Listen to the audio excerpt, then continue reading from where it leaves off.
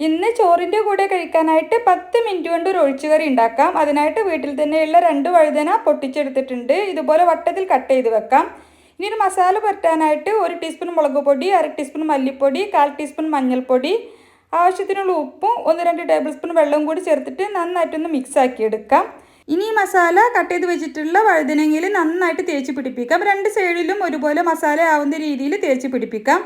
ഇനി ഒരു പാനിലേക്ക് വെളിച്ചെണ്ണ ഒഴിച്ച് ചൂടാകുമ്പോൾ അതിലേക്ക് മസാല പുരട്ടി വെച്ചിട്ടുള്ള വഴുതനങ്ങ പീസസ് വെച്ച് കൊടുക്കുക. എന്നിട്ട് 2 സൈഡും നന്നായിട്ടൊന്ന് മൊരിയിച്ചെടുക്കണം. ഒരു സൈഡൊന്ന് മൊരിഞ്ഞു വന്നാൽ മറിച്ചിട്ട് കൊടുക്കാം. മറ്റേ സൈഡും കൂടി ഒന്ന് മൊരിഞ്ഞു വന്നാൽ നമുക്കിത് പാനിൽ നിന്നും മാറ്റാം. ഇനി നമുക്ക് വേണ്ടത് തൈരാണ്. അപ്പോൾ ഞാൻ അധികം പുളി ഇല്ലാത്ത 1.5 കപ്പ് തൈര് ഒരു ബൗളിലേക്ക് എടുത്തിട്ടുണ്ട്. ഇതിലേക്ക് ആവശ്യത്തിനുള്ള ഉപ്പ് ചേർത്തിട്ട് മിക്സ് ആക്കാം. തൈരിന് കട്ടി കൂടുതലാണെന്നുണ്ടെങ്കിൽ കുറച്ചൊന്ന് ലൂസാക്കി എടുക്കണം. ഇതിലേക്ക് വഴുതന ഫ്രൈ ചെയ്തത് ഇട്ട് കൊടുത്തിട്ട് മിക്സ് ആക്കിയിട്ട് മാറ്റി വെക്കാം. ഇനി പാനിലേക്ക് ഒരു 1.5 ടേബിൾ സ്പൂൺ വെളിച്ചെണ്ണ ഒഴിക്കുക. 1/2 ടീസ്പൂൺ കടുകും, 1/4 ടീസ്പൂൺ ചെറിയ ജീരകം, 2 വറ്റൽമുളക്, കുറച്ച് കറിവേപ്പില, 1/4 ടീസ്പൂൺ മുളക് പൊടി കൂടി ഇട്ടിട്ട് നന്നായിട്ട് മിക്സ് ആക്കി എടുത്തതിന് ശേഷം നമുക്കിത് കറിയിലേക്ക് ഒഴിച്ചു കൊടുക്കാം.